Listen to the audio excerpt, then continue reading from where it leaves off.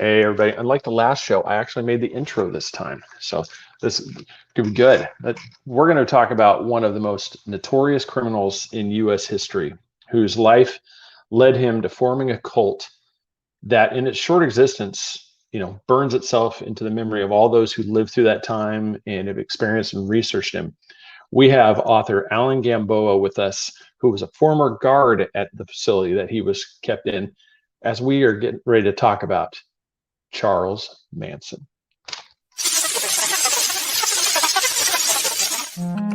Welcome to the Three Beards podcast. My name's Craig, along with Austin and Chris. Passed to a new generation of Americans born in this century.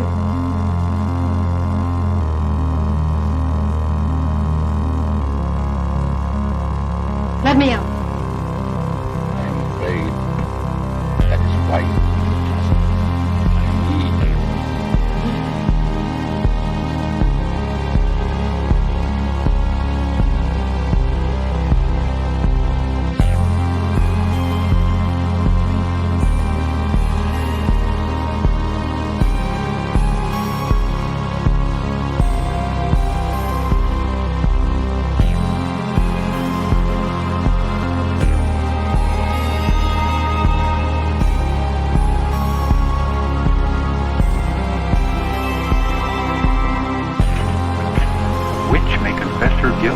then live to send the innocent to their death?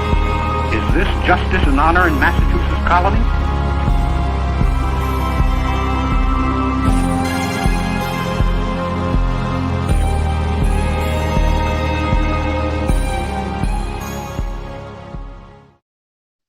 All right. And we apparently lost Chris. He's not back yet. Hey, there he is. All right, everybody. So at this time, let's welcome Alan Gamboa to the show. He is the author of the Dead Island series. You can follow him and pick those books up at Amazon.com. Also, you can catch him with his co-hosts on Talking Weird, where they talk all things horror and sci-fi, which, well, welcome to the show, sir. Hey, thanks for having me on. Yeah. Cool. This everybody looks a little different behind me because I'm in a satellite studio. I'm moonlighting in another studio space right now. so it's going to look a little differently, but we are talking the man, the crazy man, Charles Manson. Man. So like I teased, and we'll tease a little bit. You were a guard at one of the facilities he was kept in California. Yeah. Which one was that? Pelican Bay. Pelican Bay. Yeah. I worked there for 23 years. Yeah. So the Pelican Bay one, I think he was just getting to that where he was really starting to go off the rails. Oh yeah. Yeah. It's, we'll kind of get into that one. I mean, what we're going to start off with is, there's a lot of people, they have ideas about Charles Manson and what he was, the myth. We'll just kind of start off. So he's born November 12th, 1934, to a 16-year-old, which just in itself, I mean, her name was Kathleen Manson Bauer Cavender Maddox, so, I mean, we're going to talk about just a couple of last names, there. Born in the University of Cincinnati Academic Health Center in Cincinnati, Ohio, and nobody put a first name on his birth certificate. So for the first few weeks, he was known as No Name Maddox. And so here you got Charles Manson, No Name Maddox, but he was later added to Charles Mills Maddox. And so that's how he spent the first one until his biological father, who by all accounts, he may or may not have actually met. We don't know, but his name was Colonel Walker Henderson Scott Sr. And I one off. It's like, can we talk about the crazy? It's like, enough of the names. I mean, good God. I mean, how many? So he not only does he know this, so Kathleen tells Colonel, he claims to be an Army colonel, even though he was never in the military. he just played it up. And then when the 16-year-old comes and says, I'm pregnant, he's like, peace out. I'm out. He leaves. I got to go do Army business. He's gone. He takes off. And then after she realizes he's not coming back, after a few months, it's like, he's, he's gone, and so she remarries William Eugene Manson, and so this is where we now have Charles Mills Manson. That's how we end up. So that's how we've gotten to this thing. So have I missed anything up to this point? Well, I'm thinking, they didn't name him, right, for a while, and then they picked Charles. I mean, you have all that time to think of a name. Why Chuck? Yeah, why not DeBrickashaw or something like that? I don't know, something unique, right? You've got all your this dad's time. name's Colonel. I mean, come on. You're gonna come up with something. I mean, man. Consult one of those baby books. Something. Chuck. If they would have named him something different, maybe we would have never heard of him. I mean, I'm not sure how much time we want to get into. I mean, but Kristen, we talked about this, but you want to talk about starting at, I think they said as early as the age of 9 on. He just starts. I mean, it's everything. I mean, well, you found this. What, 9? He's tried to set his school on fire. Truancy, petty theft. I mean, you're going through this. Let's see. He was placed. Yeah, and he was placed in the Gamboa School for Boys in Terre Haute, Indiana. That's for now, too, the Gamboa School for Boys. Yeah, and so here's this thing, and it was run by Catholic priests. That's for a whole nother show. We can only imagine what happened there. Well, did his mom, when he was a baby, real young, try to sell him for a beer, or sold him for a beer or something like that? Tried to. I mean, that's got to screw with you a little bit. Yeah, and that's that was a thing. And real side note here, happy birthday to Chassie. She's one of the viewers. It's her birthday today. I just want to say, hey, Chassie. Yeah, I want to say happy birthday to her, and then thanks to everybody. Hadley's watching. Jaron, Mark. Everybody, thank you for tuning in. As we get in there, it's like he goes through.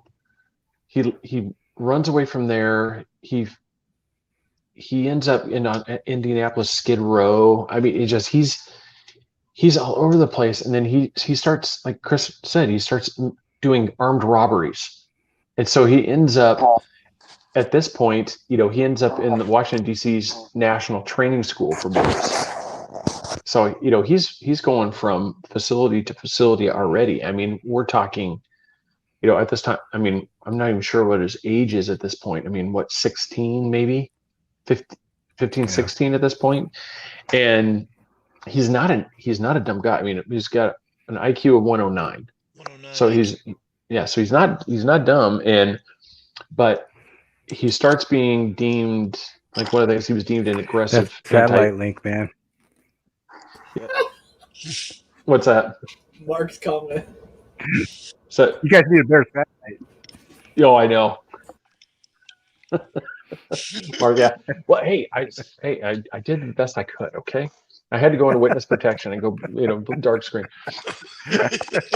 Yeah. So he ends up being aggressively antisocial, and based off this point, on a psychiatrist. He's manipulating you. Yeah. Your internet. Is it breaking up right now? No. You're good. Oh, yeah. Oh, I'm good now. Okay, I thought you were saying that. I was like earlier. No, I think it was justice because I was making fun of the Mercury retrograde on a thing. Just say it. It's just, and what happens? Technology goes. So maybe karma was involved in that. I don't know. Yeah. So he ends up screwed. Yeah, he ends up with his first prison stint now in the Natural Bridge Honor Camp, which is a minimum security. And this is one. I feel like I'm playing Hollywood Squares. I know. This is the one where I don't know if you guys caught this. This is where I think it really starts going, starting to change, because now he's involved in a guy is held by razor blade by a friend, and he sodomizes him. Mm-hmm. So now he's, and at this point, I'm like, okay, you're already in a facility, and you just forcibly raped a fellow prisoner. How are you let out? No, but before that, he was raped himself. So I wonder, is that the cause I of don't know. why he started raping people? He was raped and watched by a prison guard earlier in his life when he was in a camp. Well, Yeah, disclaimer: I never stood and watched anybody get raped. So Oh, that wasn't in your camp. disclaimer there. That's when he yeah. was a That's kid. you're supposed to break those. You're supposed to come in and stop that. Yeah, So right. I wonder, did that carry on to that? Well, and also Chris, his mom, was a teenage hooker, and he watched a lot of that, of what she did and her friends.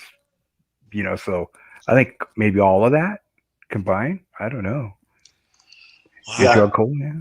And then, so here we're not. I mean, we're still early on. This is 1951. I mean, we're going into 1955, and we'll probably touch on this a little bit because there's always been the talk of the MK Ultra, angle.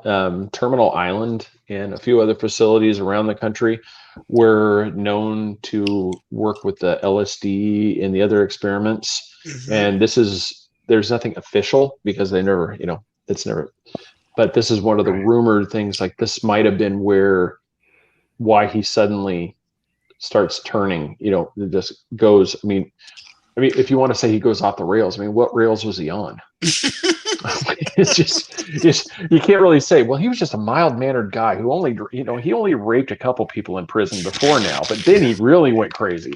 Yeah, he wasn't like that neighbor that was good and quiet, and then bam. Yeah, it just So here he's he goes to Terminal Island, and now he visits some in LA, and then that's when we start getting really the California connection is at this point. And at this part he's been in prison again, and and as you're going through it, I think, what was it, from Ohio, he stole a car, drove it to California, and that's why he got put in again, was because he took a car across state lines. Mm-hmm. Yeah, for car, yeah, auto. But the thing is, once again, especially you coming from the prison system, how does somebody who's already showing a propensity for violence, all these acts, how is he getting out on good behavior and getting paroled? I mean, that's what I don't understand this. Yeah, it's we see a lot of that. It's just the way the system is. I really can't give you a pat answer on that, Craig, because I've seen it myself. Guys, I've seen people that are never going to get out. That's where I worked, was mostly people that never got out. Yeah, but it's just the system itself, the different steps inside it. I guess pray for the best, hope for the worst. I don't know. And that's a different era too. They treated youth offenders a lot different than they do now. Well, that's the thing is, here's this guy. He's early release. I mean, we're going through he even during, I think at that facility, I think Danny Trejo, was one of the fellow prisoners. So anybody, one, is it a surprise that he was in prison? You see all the tats and stuff. It was just, I always thought, I wondered, then when I was doing this research, I'm like, well, okay, well, that's why always fits that role so perfectly, is because he knows, he lived that role. But so here he is, he's finally released March 21st, 1967, and he moves to Berkeley. And this is when things start to, we're starting to see the makings of the Charles Manson that everybody knows, because he's, I think, I'm trying to remember, it was at this time that he meets Mary Bruner. Mm-hmm. And she's a librarian, and he talks her into letting him sleep at her house for a few nights. And turn permanent. Yeah, and then he becomes, that becomes his crib. Now he's staying at the librarian's house, I and hate friends like that. Yeah, you can stay on the couch 6 months later. still there. You're on the couch and they're in your room. Well, so not only do you move in with this librarian's house, then you start coming across like runaway. Like this is where he comes up with Lynette Frome. She's a runaway teen, and her nickname is Squeaky. Did you guys come across how she got that nickname, Squeaky? It was I think it was Paul Watkins, who was blind. He would pinch her, and so she would squeak like a squeak toy, and so that's how she got the nickname Squeaky. And so that's where that came from. So not only have you crashed on somebody's house and just kind of taken over the house, now you're bringing in other women.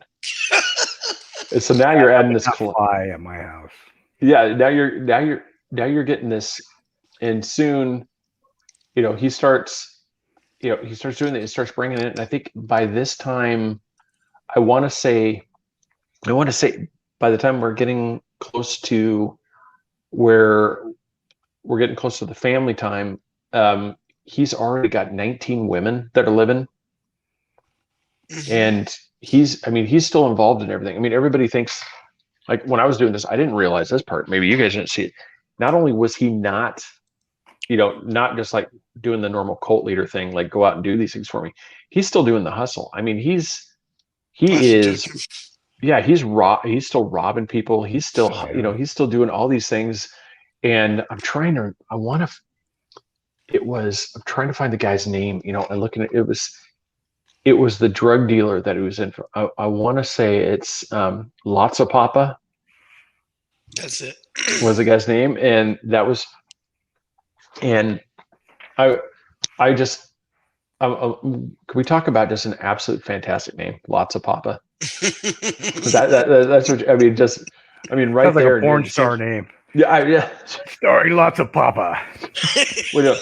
I'm gonna go hang out with Lots of Papa tonight. God, so and I think I want to say right about this time that he's getting all these women that are thing.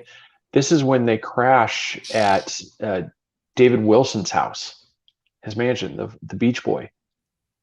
So now you basically, not only have you taken, now you're collected, now you've squatted another person's home. Now you're in a Beach Boys mansion, and so now you're living the Beach Boys life. And I think by the time they were done, I want to say that they had basically almost like $100,000 is what he had spent on Manson, and the girls working everything. And then that's when the Beach Boys, do you guys know the name of the song? I'm trying to remember that. What song that was that? I think it's here it is. Manson's song "Cease to Exist," and they renamed it "Never Learn Not to Love." It was a B-side. That's your title. Yeah, so that was a B-side thing, but Manson, said, just never got credit for it. So, so you feel non-credited. I'm like, you just got paid $100,000 for crashing at the place. I think he got paid, for that song. And so we go through this, and so now we're getting to the part where we start getting into. I'm looking right here in my notes. This is the part where the cult starts to really, really come together, and then now as they're doing it, they decide. He comes up with, I think it's the Beatles song Helter Skelter. I think this is when that comes out now on the White Album. And that's when he starts coming up that this is because his cult was a doomsday one where they became fixated with that and imminent apocalypse. And I think if I remember correctly, Helter Skelter was the one where he started coming out with this is code for what's coming. Can I throw something in? Oh yeah, no, go ahead anytime. What is it with these failed artists? You know, you had Hitler. He was a failed painter. You got this guy. He's a failed musician. I mean, what is Yeah. it with this side of these people that are horrible? They want to get their art out, but if they can't get their art out, then they're gonna kill you. Well, we actually know Manson did kill people, but not what he's in prison for. But what is it with that? I mean, if I couldn't write my books, I wouldn't be stabbing somebody. You know, even if I just sold the book to my mom.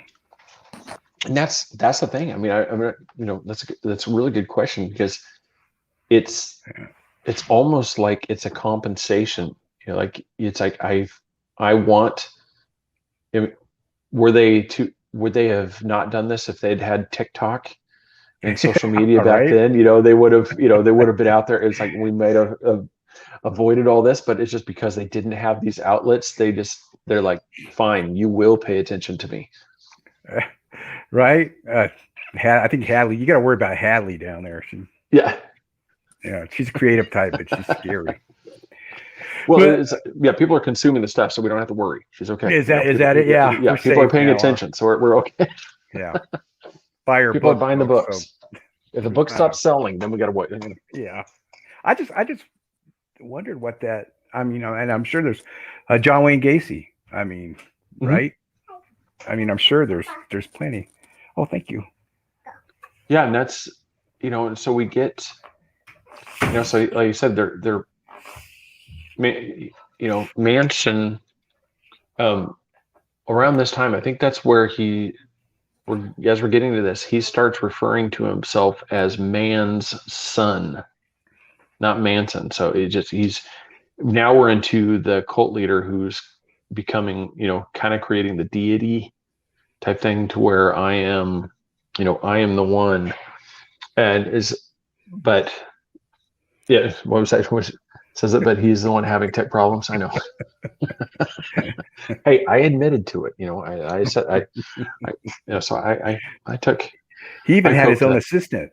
I saw him bring water to him. I know. He felt bad for me because I was out on the patio sweating in the humidity.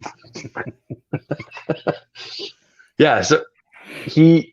So Manson family believes that they're going to be the leaders of the black people when the race war starts. So you've got the because as we all know, I mean, when race war erupts, the first thing all are going to go, they're going to go to the people of the opposite race, to hearken them as their leader. And so he believes that all the black people are going to come running to them, and and they're going to kill all the other white people. So right there we're like, something little unstable. But once again, I don't know if it's so much he started buying his own BS, or if this is one of those things where he truly, the LSD, all this stuff, he actually truly believed this. That I don't know. I'm sorry, I read Mark Edie's. Yeah, starting your own cult now. You got three guys right here. I know. It's more. I think I like the other cult better, though. There's not three hairy guys around. Well, we've threatened to start, beardoism. Because that's one of the fastest way to become rich is to start a religion. Yeah. L. Ron, anybody? Yeah. Failed sci-fi writer. Yep. And that's the thing. For anybody that wonders what, right about the time where we talked about, that was where he started reading Scientology. And so here I'm looking at here. So now he's starting to buy that. And so did he incorporate some of that into his thing? I don't know. I mean, he may have. I mean, where he just. I mean, if we want to deviate a little bit, I mean, you want to talk about L. Ron Hubbard coming up, the most prolific science fiction writer of all time. I mean, we could debate whether or not they're good science fiction, but he wrote so many books. I mean, Stephen King's got nothing on L. Ron Hubbard. Nope. It's and so everybody knows back in this time, that's when Dianetics and all that stuff started really coming out. I mean, everybody remembers from the 80s, Dianetics, popping up on the late night commercials. Volcano.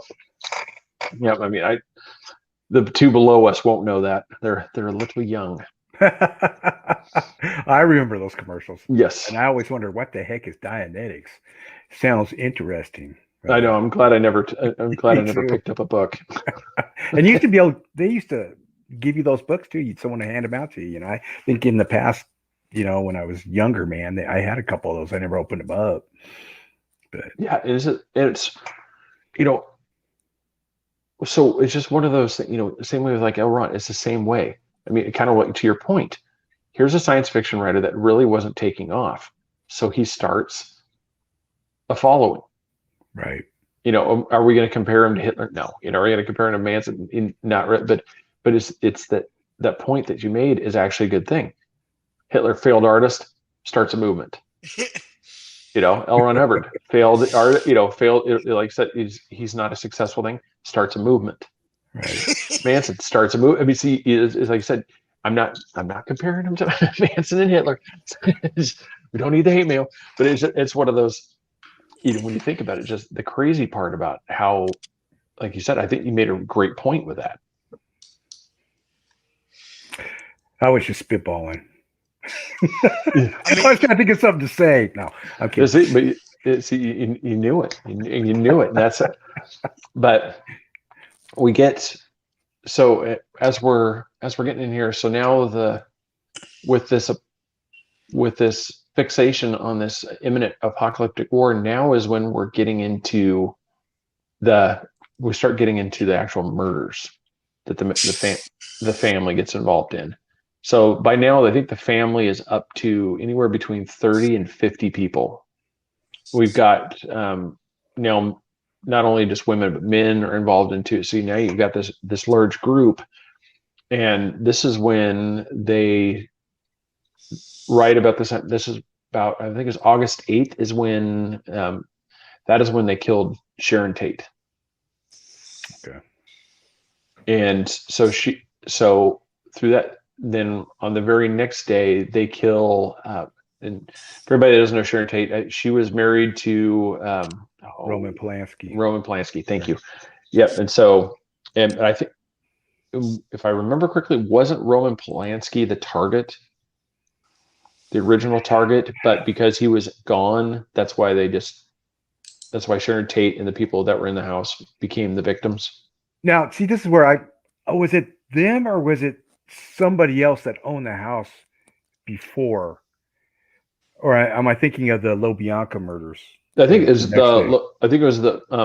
LaBianca, Lino Okay. and Rosemary, Okay.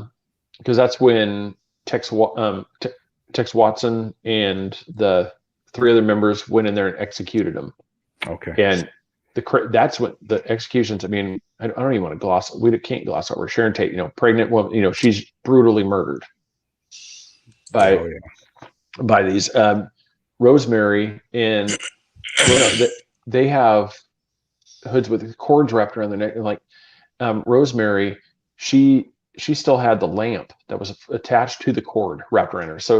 So for a while there, they couldn't even get after her because she's freaking out, screaming and swinging around, and she's swinging this lamp around. So she's basically fending off the family, which is an impressive fight. And with a lamp. This is when I think this is one of the first ones where Manson actually physically got involved, because I think this is the one where he is this the one where he stabbed? Well, no, there was one before. There's one of them that he cut off the ear of somebody with a sword. Yeah, that wasn't because he wasn't hands on with any of these. Yeah, everybody give me a hard time for not having the details here. I apologize. Yeah, that's right. Yeah. That's right. It was because he thought the guy owed him the money. So the guy had moved. I forgot the guy's name. He's a well-known record producer. And then they showed up at the house and killed Sharon Tate and all that.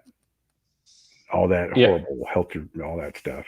Oh But- yeah. I mean, So it's- they thought, well, he thought, and that's what they allude to, is that the guy was still living there. well, that's but- you know, But Polanski was renting the place, I believe. yeah, it was. So Tex Watson, he took Susan Atkins, Linda Kasabian, and Patricia Krenwinkel. They went to the house, which was on CeeLo Drive. Watson claimed that he was instructed to go there. And so movie actress Sharon Tate, who was 8.5 months pregnant, and the wife of Roman Polanski, like you said, and her former boyfriend, Jay Sebring, he was a hairstylist, was there. And let's see, and I think it was Polanski's friend. I'm just going to go with the last name. It's like Frykowski. I'm not even going to try to. Wosiek or something like that is the first name. I mean, I'm going to butcher that bad. And his girlfriend, Abigail Folger, heiress, she was to the Folger's Coffee. Yes. So that's where the Folgers. And daughter of Peter, Folger. And so they get through the gate, and I'll go through here like a list here. So as they get into they level, they took a .22, and pointed it at who was it? It was William Garrison and Steve Parent, who were also on the property. So they point the gun at Parent, who begged him not to hurt him, claiming he wouldn't say anything.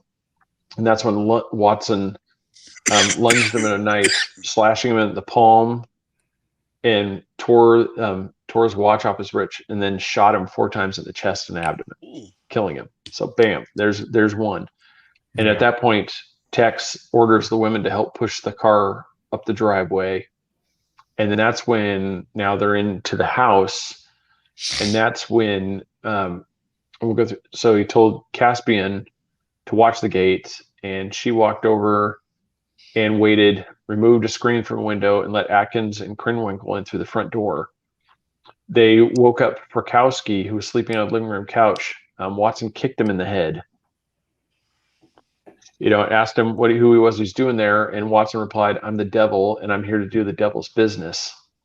And that's when just the mayhem starts going. I mean, we could go into the details if we want, but I mean, it's by the time everything's done now, we're up to, I think this is the part where 7 people, 6. That was including the pregnancy. So we're at 6 right there. And then it was, so that's all on August 8th. And so, I mean, if this isn't bad enough, and then also now we jump into August 9th. And this is when, we have the La Bianca murders occur. And so at this point, I think the worst part was too, is that I think the La Bianca ones were done to try to throw off the heat from the first murders. Mm-hmm. They wanted to make it look like, to try to make it look like, they weren't involved. So it was this. So by the time we get done with these, I mean, you have, and I think, because I believe Watson was picked up on the first time, and he was sitting in jail, kind of awaiting, thing, and they were trying to make it look like he wasn't involved. Right. But the Tate LaBianca murders, so Susan Atkins, Patricia Krenwinkel, Charles Manson, Leslie Houghton, and Tex Watson were all sentenced, based off these. And then this is where we kind of get into where the man, the crazy legend, starts really going, because right now, is, maybe you remember, when he carved the X in his forehead, was that after the first trial, or was that prior to it? I think it was after the first. I'm not sure. That was. I don't want to say. That was the first trial from what I was reading. He Was that told the the first one? jury that he was crazy. He didn't need, and he carved an X in his forehead. Yeah, the first day of testimony, July 24th, 1970, Manson appeared in court with an X carved in his forehead. Yeah. His followers issued a statement from Manson saying, "I'd have X myself from your world." X myself from your world. Yeah, and then his co-defendants all had an X carved in their forehead, and I think it was at this time during this trial is when it was on. Let's see, because this was July 24th. It was October 5th. Manson attempted to attack the judge. He grabbed a pencil, jumped up there, threatened to kill him. And it was after that this judge began carrying a pistol with him, so he'd keep that in the robes. And so I thought that was an interesting thing. They threatened a lot. Vincent Bugalosi, they threatened him. The prosecutor. I mean, crazy. Have you ever? This is going off a little bit, but have you ever seen Quentin Tarantino's Once Upon a Time in Hollywood? Mm-hmm. I love the ending of that. Yes, because that's the ending you wish this would have really had. Really, Yeah, I would agree. I mean, that just when Brad Pitt takes him out, and he's high. I thought that was great. And when he beats up Tex Watson back at Spawn Ranch, that's great. I really liked that part of that movie. I thought that was done pretty well.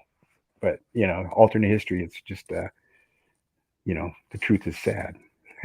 Yeah, isn't it really? I mean, I'm looking at just like a picture of like his mugshot from 1971 when he's put in on April 22nd, 1971. That's when he's sent, because he was found guilty of 7 counts of first-degree murder and 1 count of conspiracy. And I wanted to get your take on that.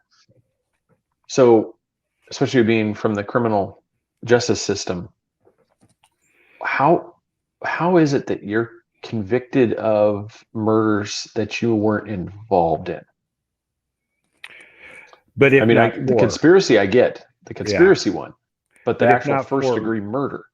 If not for your act, you setting it in motion, which is conspiracy too. Mm-hmm. But I think back then they really wanted to get him. They really wanted the death penalty for him. Oh yeah, and I don't think with just conspiracy they could have got that. So I think that's why he got what he got.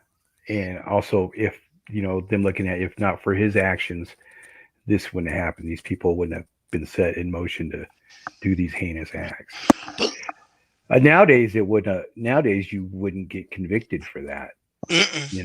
But let's back. Oh, go ahead, Chris. But we missed the key part where they got tripped on LSD and they ran into the ditch and they were found naked in an RV and he went to jail. We missed that. Oh yeah, talk about that. Yeah, definitely.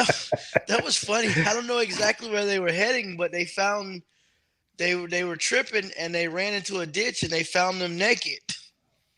Can you imagine being the owner of that RV, opening up and oh my gosh, what's this smell? Oh, the summer smells like 12 naked people tripping. All the body odor and it's because nobody's wearing deodorant during that time. Oh no, the Brad Pitt still doesn't wear deodorant. So what do you mean? California heat in an RV. Oh yeah. Oh my gosh. But yeah, Craig, to answer your question, I think it's because they wanted to give him the death penalty. I mean, this was a big, heinous crime in LA. They had, I forgot how many, police and detectives and all that they had working on it, but it was a massive undertaking to catch him. Not that it was hard to catch him, but it was just, there was a lot of resources used on this and a lot of political things going on in the background too with it. Yeah. With such a high profile, especially being there in California, Roman Polanski, Sharon Tate, there's, at that point, Hollywood is in charge, so yeah, it is, you got the studio execs calling the mayor and the police chief saying, I want, Exactly. I think that was a lot of it. And now, because now you would have got conspiracy. It would have been like like you plotting to kill your ex-wife or your ex-husband or whatever. Similar charges.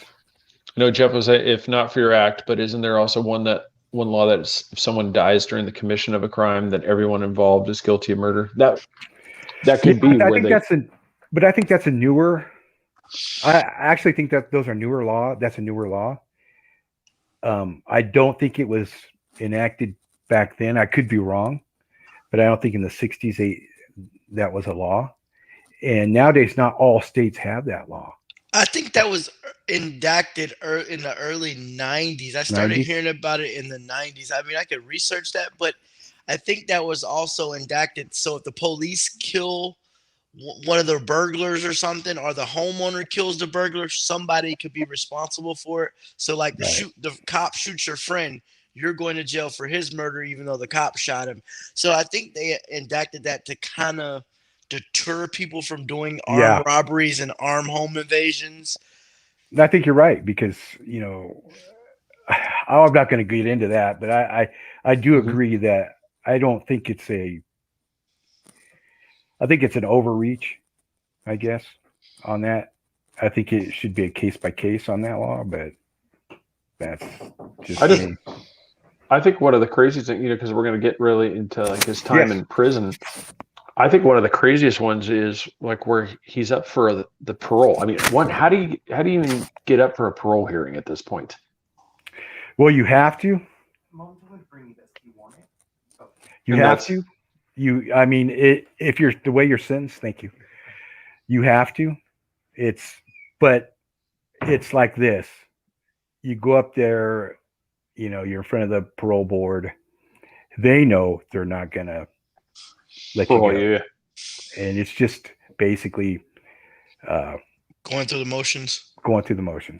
It's kind of a bad faith act, just waste everybody's time, just But then you'll get like who is it? Is it Sharon Tate's sister? They used to go every time one of them would come up for parole, and she kept a lot of them in prison by showing up and petitioning, hey, this is what she did. This is what they did to my sister. So you'll get a lot of people like that too, family members that show up and, say, hey, you killed my whatever, and they keep it going, keep the people inside. Yeah. I want to say at that point too, right before that first parole hearing, I think it was, in November 16th, 1978. I think that's the one where he showed up, right? He carved the swastika. Right here, right before the parole hearing, and if we haven't seen it once, we've seen it 1,000 times. Where you get paroled right after you've carved a swastika right in your forehead. I mean, when you just go full neo-Nazi right before your parole hearing, everybody's just like, that's a good guy. Craig, that's the key. That's the key to it. I tell you what, we had a white supremacist in my unit. And I walked him he paroled. I walked him to the holding cell before he went to R&R, which is receiving and release, where you go through that, they process you out. They throw you on a Greyhound, or they take a bus, take you to the nearest Greyhound or whatever. And this guy, he paroled, and a day later he was at Oakland BART station. He assaulted this girl, drug her into a van, assaulted her brutally. And he did not, it's like, really? This guy was paroled. And then we had another one that killed ran over a Bay Area sheriff's deputy. 2 days. They're both white supremacists. 2 days after he's released. So, I mean. Well, I was going to say that too. I mean, it's just the way you said it. I mean, we're talking about, it's like lobbing a grenade at society. It's like, here you have somebody that's unstable. Something. Let's just put them on a Greyhound and hope for the best. That's what they do. That's what they do. My mom came up on the bus to visit us one time, and I was like, well, that's good. The way up is fine. The way home, we'll fly you back. Because it just makes me wonder now, the couple of times I've been on a Greyhound bus, what was I riding right next to, during those times? That might have been some guy that Yeah. Hey, California. Yeah. Yeah. We do have a good correction system. We do have a pretty secure correction system, though. We do that. I will. Just a But couple, yeah, a couple missteps on the parole side. yeah. Oh, you just the prison I worked at was the end of the line for a lot of guys. They committed crimes on the streets, got arrested, and they committed crimes in prison and continued that. And where do you put them? They're committing crimes on their fellow inmates. We got to put them somewhere, and that's where I worked. Wasn't that a Supermax, Pelican Bay? It was a Supermax. I watched a documentary on that. That was like Yeah. one of my favorites. I used to be into Thank that. you. Was like a Supermax.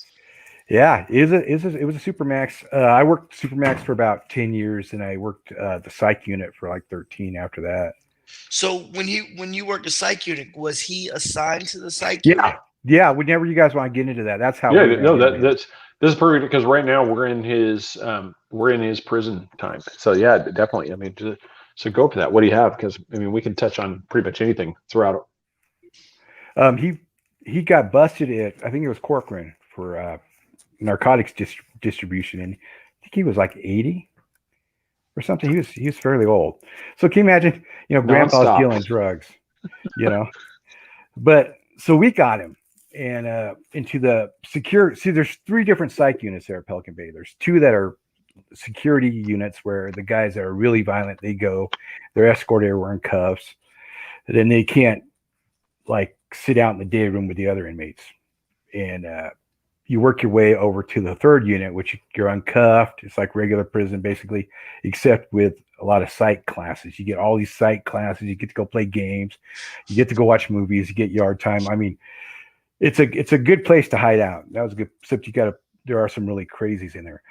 So they sent him to B2, which was one of the secure psych units. And I was working overtime that night up in a control booth, and I didn't know we were getting him. And I started hearing from about a quarter mile away at the end of the yard, this guy just blah, blah, blah, oh yeah, blah, blah. I mean, just rambling. So I get up and walk over, look over the window, and I see like 4 officers and a lieutenant and a sergeant escorting this guy that's about 4 feet tall. And I'm like, what the, and they're walking all the way down the roadway. He's just babbling as loud as he can, and you're just like, who that? And you can't, it's dark. We have lights, but you can't see who it is. And they didn't tell us. They didn't give us a heads up at all. And so they come to the Sallyport door, and I'm looking down, and I'm like, that guy kind of looks familiar, And they're like, we got an inmate for B4, whatever, B section 104, whatever. So I let them in, and they go in. I open up 104. It's empty, but we always kept, when they got empty, we always kept them ready for intake. Everything was already in there. So they hand me up the ID card, and this guy's just babbling about weird shit. Just weird shit. Hey, son of Satan, yelling at me. I'm like, okay. And they hand me up his ID card because we keep all their ID cards up in the control booth in each section, so we know who we have up there. And they have a photo ID downstairs, a paper one for, so you can ID the inmates. And they said, yeah. And I'm looking at him and go, no. Really? Because I forgot that he got commuted. His sentence got commuted. I thought he was on death row. And they're like, yeah, it's Manson. And so it was like, okay, and he was just nonstop running his mouth, just crazy. Like I said, 4 feet tall, shriveled up, leathery. Oh yeah, you see some of those photos of him. It's like, man, bitching all the time, just bitching. And he had Hispanic inmates on the left, and he had black inmates on the right, and they hated his ass because he'd get out there and he'd just be racial as get all. He'd just be blah, blah, blah, blah, blah, using slurs, and they wanted a piece of him. They wanted a piece of him. Of course, they never got it because they're always cuffed up. But he made no friends in his time there at Pelican Bay. And it's, it's kind of, like those things. I mean, did they ever, obviously Supermax, I don't think they do that, but it's just, how is he getting with all these women? Because he's had so many, all these kids are through while he's been locked up. Well, they had to enact a law because of Tex Watson. because Tex Watson has a ton of kids. So the state had to go through and enact law that they cannot have kids when they're on death row, or I believe doing life without, they cannot have conjugal visits. So they had to do that because of those guys, because they were just, they'd have conjugal visits. So Chris's time's up. He ran out of time. So ran out of quarters. Yeah, he ran out of quarters. You have to save quarters from the other machine, huh? I know. No, it's yeah. See, he's back. Wind up internet. Well, yeah, that's what I got. Well, see, like I said, they couldn't have conjugal visits, so it stopped at a certain time with him and Tex Watson and any of those guys that had life without, because they were just popping kids out. They didn't care, Well, wow. It seems like to me that's always just been a weird thing. It's like this is supposed to be a punishment, thing, and it seems like we're rewarding them. I mean, this is like Gotti, where he had the giant cell with the wine cellar and everything. He was let out to go go get somebody whacked. I hate those. Come on, Craig. We had one with a pool in it. No, I'm kidding. We never had any. They were always regular cells, same cells. I did see one guy, was able to get his typewriter at one time. Remember typewriters? A few inmates that did a lot of legal work would be able to get typewriters in their cells. Now everybody's a jailhouse lawyer. Yeah. I mean, we'd have high-ranking gang members. Their wives would be attorneys. They're attorneys, so they could come in and have, they could pass stuff, and because of attorney-client privilege, there's only so much we could search, and we couldn't see what was written on the paperwork. We'd hold the paperwork up, and but you can't see the details of what's written in it. If they want to say, kill Shorty, get Shorty, you couldn't see that, But yeah, he was a trip. He was a trip. He wasn't like, he wasn't scary. He's 80-year-old man, but he was just weird, angry, mean. He got on my ass because he didn't get a cookie in his lunch. I was like, well, 602 it, which is a complaint for me. He's like, my sergeant said, hey, will you go get him a cookie? Like, yeah, I'll go get him. Sorry, only winners get cookies. Yeah. Oh, that's good. That's good. Yeah, it's one of those. It's like, well, hey, had you been a better musician, you might have had all the cookies you wanted. But look at you now. Look at you all leathery with a swastika on your forehead.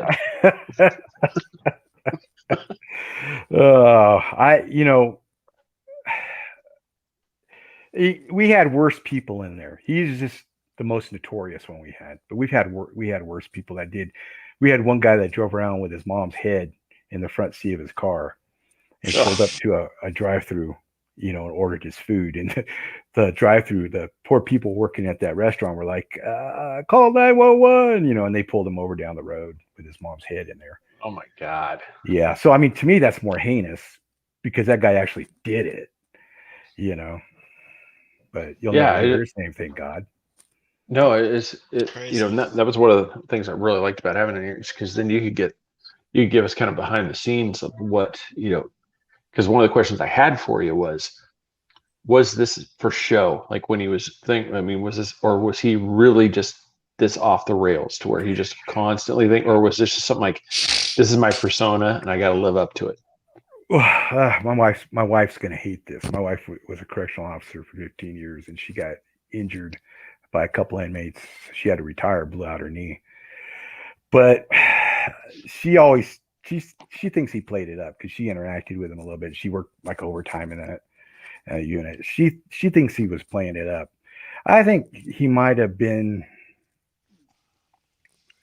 just old and caught up in himself, and some of it was probably mental, So I don't know. Would he have been a threat to society if he'd been released? I think I think someone else would have died. I don't know how big a threat Hadley, but I think somebody else would have died. Yeah, Definitely. I think at that point, he had enough of a following. I mean, this one, I mean, I get it. It's one of those, like you said, is he needed to be put away, but it was one of those. That was one of the questions. It's like, how do you convict somebody that you physically the conspiracy I get, but you actually Right. convict him of first degree murder? It's like you weren't there. I mean, the Sharon Tate murder, you literally weren't even there. So how are Right. you catching these charges? But I mean, let's be honest. I mean, it was a good thing he did get locked away because I mean, who knows where we would be at? I mean, he was really ramping up the fight. I mean, Oh yeah. it's when he was there. Did you really see anything about? I mean, was he still kind of dabbling in Scientology, or did that kind of wrap up I think about that the kind of 90s? wrapped up. He just, I think he was more wrapped up in his own hate at that time. I mean, he was 80, what, 84, 82, something like that. I mean, he was really old. I didn't realize how old he was. I had to look it up because I remember he was old, and I had to look up what year. I trying to remember what year I was working there because it's been a while, and it Yeah, in was before. 2011 he was 76. Yeah, so when he died in 17, so yeah, he would have been. Oh yeah, so he was in his 70s then. I'm sorry, he was. This was in No, I was just 90. saying, but he died in so 6 years, so that would Yeah, he would have been 82 when he died. yeah. So he was. This was in 97, I think we got him. Yeah, it's it's been a long time, man. And I put a lot of that behind me, but he was the most notorious one that we had, and this is what would happen is you get an ID card, right? Like it's like a military ID card, or it kind of reminds me of that. And the inmate gets it and they carry it with them wherever they go. And lockup units, they don't have that unless they're going somewhere under escort. Then you'll give them their ID, put their ID card on them, so they have it. If they're going somewhere outside of the unit, and that was rare for those guys. And we would have staff borrow the ID card. Well, they would take the ID card, and so we were always like, go up there and where's the ID card at? So we eventually had to make a photo copy of his ID card and keep it up there for us. And then they kept the ID card down in the unit where you had to really keep an eye on it. But Everybody's keeping his souvenirs. yeah, oh yeah. Oh, he did artwork in there. People would grab that stuff. These creepy looking spiders and stuff, And So, Ms. Chris, so didn't he get there you taken off death row? Was he just yeah, in he a was. His regular- sentence was commuted, and he spent because he time at Vacaville and San Quentin and Corcoran. I think Corcoran was the last place. He was in Corcoran, got busted for the drugs, sent to us, and then went back to Corcoran. And I think that's where he died. Was Corcoran. no, it wasn't anything that he did. It was something. I'm trying to look it up real quick. I'm No, finding out why. they redacted it because they said he wasn't at the murder, so they Yeah. couldn't give him death row for not literally being there. They gave him the life for conspiracy. That's why he Right. got Yep. life. And they did that with Tex Watson too. They commuted Yeah. his death sentence to life without. Even Yeah. though Watson's the one, he was physically there. He Yeah. needed to be, Yeah, he did. But But in California, I don't know about in California, right, where you were Mhm. at, is a death sentence basically like life? Because I know in Florida, you Yeah. get the death penalty. You basically stay on death row for like until you're old. yeah, basically, it's rare that they actually execute anybody anymore in California. It's basically, life without in a separate area, because life without, you can walk GP, the general population unit, you could be life without there. We get those all the time. But death row, you're just like in a security unit, basically. Yeah, I want to say it was Gavin Newsom. I think wasn't he the one that removed the death penalty?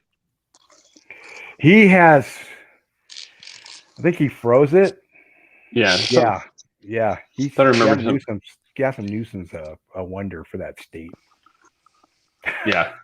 We'll leave it right there because we're not in politics. Yes, I'm sorry. I'm not gonna go there. Yeah, but no, it's yeah. Oh, go ahead, Craig. I'm sorry. No. You continue on. I probably didn't have anything to say. I was just running my mouth. Go ahead. No, I just so pretty much. I mean, at this point, like I said, he basically dies of old age. Pretty much. I mean, it just he's. I mean, it's one of those. In a way, it's like somebody that goes that much, causes that much chaos, and just the fact that you basically for how many years, just as a society, we have to pay for him to just be housed. Yeah. At this time, Oh, it's just, it's, whatever I mean, it's just, God. I mean, it was terrible. But I mean, it was. I mean, it's. No, go ahead. Oh, I was about to say they do. The movies make things look bad, but they do get a lot of good treatment. Like I said, I worked in a psych unit, and that's something in the late '90s they started. Is really or early '90s started having inmates, because a lot of them have psych problems. A lot of them are people off the street that had psych problems, or people that have been doing drugs for so long that certain drugs just rewire your brain. So you're like, you do have those issues, and people, whatever Yeah. issues people have. So they did start taking care of them that way, and that really, I think, alleviated a lot of the violence. I don't know what the percentage is. I know there's a percentage out there because they started treating it different, But then you got the people that are hiding out there. We get a lot of child molesters in there that were hiding out, So you get those issues, and those people, and you get inmates. There's an inmate I had to go up, tell him how to shower. This is your soap. This is what you do with it. Because he would never shower and got so bad that the whole section just stunk, and the other inmates were threatening him. No, And the that's when you nurse almost need the fire hose, type thing. Yeah. You just go stand over there in the corner. We don't do that. We don't do that. It's not literally like a fire hose, but it's one of those. You're going to get a pressure washing. Yeah. Well, It's like a truck wash, but you just walk through it. We probably could have got the other inmates to hold the hose and do that too. That's how bad it got. God. But the nurse came up to me and said, "Hey, Alan, we had some good nurses that worked in there, because we had a nursing station right across from our office, because we had nurses that worked there because they handed out the meds, they talked to the inmates and stuff. So we had nurses there 2 shifts all day long into the evening. And they said, "Hey, can you do this for us?" And we're like, sure. This is what I want to do today. Tell a guy that's humongous, this humongous guy, how to shower. And, he's like, okay, and he's an inmate that really didn't give us any problems, but he had issues. He belonged there, and he remembered for a little while to clean himself a little bit, smelled a little better. And then I think he got transferred. And then he regressed from time to time. Yeah. Well, what happens is they take their meds, just like with anybody that's taking psych meds, take their meds, they start feeling better. Hey, I'm good. I'm 100%. They stop taking their meds. And then it collapses fast. It's like, bam, I got my rotator cuff torn because the inmate had stopped taking his meds, and finally he decided to take his meds, came down to get him, and he kicked me. So we wrestled, and I hit my shoulder on a gurney going down the floor and just tore the crap out of my rotator cuff. So it happens quick, But I really like working the psych unit better than GP. It was more interesting to me. Well, I would say so, because you never really know what you're going to encounter too. I mean, it's going to keep things interesting. Yeah, my wife, on the other hand, she liked working the yards because she liked all the gang stuff. She really got into gang work and stuff. She really liked that. She got all kinds of drugs coming in and stuff. And she was she a hound dog, good little officer. Me, I just like working with the crazies. Y'all had a lot of MC clubs in there, right? Because it's big in California, right? We had some. We didn't have a lot. We had some. We actually, Chris, like the Aryan population was pretty low at Pelican Bay. When I first started in '89, we had a lot, and we had the old guys, that would look at you and like they want to kill you, And here I am, brand new, and they just give you that stare like, I don't give a crap about you. I'd put my finger through your eye socket right now if I could, And that just over the years, they started killing each other off. It was crazy. And then they just got to where they weren't the powerhouses they were back in the 70s, 60s, 70s, and early 80s. You know, the Hispanic gangs, the Mexican gangs were the ones that really got big. And the Asian gangs were upcoming. The Asian gangs were really upcoming. They were really violent.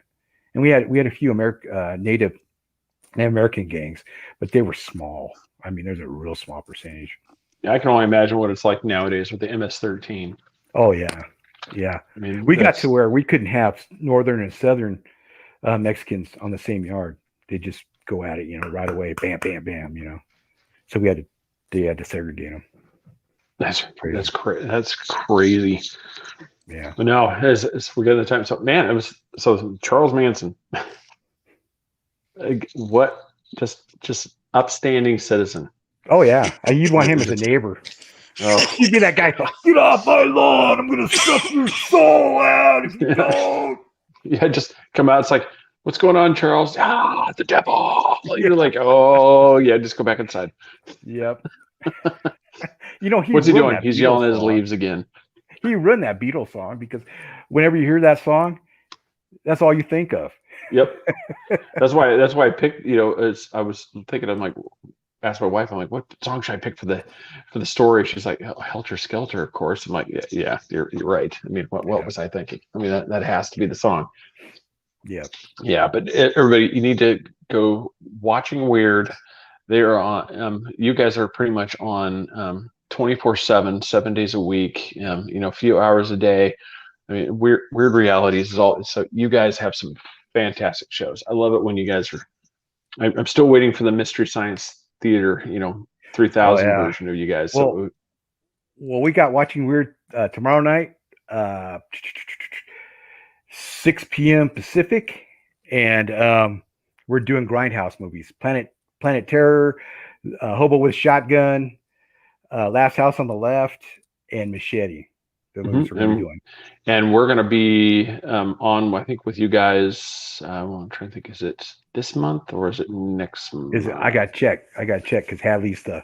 Yeah, if Hadley's still here, she could. She could tell us, you know, exactly the date. I can't because I don't have my calendar right in front of me, so I'm not sure. Maybe get Viking to say something while he's on. I know. October. Yeah, it is in October. So it looks like I think October 20th. I think might be the date. Date. So yeah, maybe we can get some words out of him. Got too much going on. Yeah, there he is over here right now. No, but everybody, so go check them out. You know, go follow. You know, Weird Realities on Facebook, YouTube. Go obviously subscribe there, and while you're there, you hit subscribe on our channel because we would love you for it. Yeah. But Amazon.com. Go follow Alan Gamboa on there. You need to go check out his book series. You've got, is it 4 or is it 5? I've got 3 books. I'm working on the 4th in the Operation Zulu series. I've got a book in the 5 Roads to Texas series with W.J. Lundy and Brian Parker, J.L. Bourne. And then I've got a book called Zombie Island from Silent Studios. No relation to Dead Island Operation Zulu. 2 different zombie islands. Do they ever meet? They don't. Copyright. There's copyright issues on those 2. Yeah, you just referred to it. Well, we ran into that other island. Yes. Yeah, they're not as good as our island. They're less dead. We're more dead. More dead. There's more death on my island. One has more sex. One has less sex. Yeah. That's awesome. So yeah, follow him on Amazon. Just click that follow, and then also, you know, pick up some of those books. You know, support them. You know, because you can get them. You've got them both Kindle and paperback, I believe. And Audible too. Yep. So and then that's Audible as well. Who'd you have reading your stories for you? Gosh, you know, put you on the spot. Yeah, I'm trying to. Sean Somebody who's very fantastic. Go check it out. Yeah, they're very good. Sean Salzman did the first book, and man, he's going to kill me. I can't think of his name, but he does a lot of books. He does a lot of books for Falnex Press. So, yeah, so it happens when you get old. I know. And it's also my fault for putting you on the spot. You didn't know I was going to ask you that question. Yeah. So check those out. But Alan, appreciate you coming on, man. Thank you so much. Thanks for having me. I've been looking forward to coming on with you guys. Oh yeah. So, thank you. I appreciate it. I really. Yeah, do. we'll have to. Like I said, we'll have to do it again sometime because, like I said, we're trying to get a little more of the true crime, get into some of these cult leaders, get into. I should have a working modem next time, so I should be in a little bit more my normal environment. Hey, I'll talk about anything. I'll pull anything out of my ass to talk about, man. So it's what we do. It's what we do. All right, sir. Well, look at that look Chris is giving me. I know. I don't keep things in there. We got to learn to let it out a little bit more. I know it's like sometimes a little too reserved. So it's like, but yeah, it's like I said, just keep working on the beard. It's coming in nicely. Gosh. My wife won't let me grow it on the sides. Yeah. Well, hey, you guys are looking good though. Yeah. I don't know what I did, but I told my wife, I go, my beard is on point lately. I don't understand this. I don't know. I'm not sure what I did, but it's like everything just seems to be right where it's supposed to be. What do you guys put in it? We had a former sponsor, Brott's Beard Care. That's one. I still have some of his. I use his soap. I still have some of the oil and stuff, but a lot of that is just basically when you shower, just use the soap, clean it, but then it's like 4 or 5 drops of oil. I mean, pretty much, different beard oils, but I mean, just a lot of ones if you like a different scent, different smell to it. But yeah, you just like that, rub it through there, and you've also got beard balm if you really want to get all crazy and have a formed beard. But it's most, yeah. Florida man humidity. Yeah. Oh yeah, I bet. Natural. Yeah, all natural. Just get that, but yeah, just like I said, this is what it is. And every now and it gets a little too crazy, but this is as long as the wife lets it go. So I have to keep it trying. Hey Craig, real quick, are you from Oregon? Did you live in Oregon? Yes, originally, yes. I've got a buddy. He was living in Brookings. And he just moved to Florida last month. Oh, nice. Yes. Yeah, one of the islands there. I can't think of the name of the island, but the one with the Raggedy Ann house. Raggedy Ann house is over there. Yes, I know. God, the name's failing me. I know what you're talking about. Yep. Yeah, he just moved over there. He loves it. He's digging it. They're having a house built, and I think it's almost done. Yeah, I moved over from Sisters. Oh, okay. You're right. Okay. So, yep. So, born and raised in Oregon and lived there 42 years, and moved down here to Florida because got tired of the cold. Oh, yeah. I'm a true Floridian. Yeah. These two down here keep thinking that it's going to be amazing to go up in the winter times, and I'm like, to visit, to go skiing, yes. Live, no. Yes. No. You guys got it made over there. Yeah, it's nice as long as technology works. So awesome, sir. Well, have a great night. We will be in touch. Like I said, everybody go support Watching Weird Realities and go buy those books. Do it. Please. That's right. Have a good night, guys. All right, you too, sir. Thank you. All right, everybody. Well, Three Beards Podcast on Patreon.com. Go there, support us, adopt us. So, like I said, we can keep this party rolling. Redbubble.com. Three Beards Podcast for the merchandise. We got that. Like, subscribe, follow, click that notification bell. Just go support us. I mean, we're trying to get as many subscribers on YouTube as we can, and just comment. The comments work, whether it's Facebook, YouTube, anything. Just the comments are what drives the thing, because that shows interactions. Everybody, Emma, Allen, Hadley, Jaron, Jamie. Guys, thank you so much for watching the show. Appreciate it so much. Check us out. Like I said, we'll be back next week with a couple more shows, and I should be back in my studio like I'm supposed to be. So everybody, and now you can actually see me unlike the last time. Good night.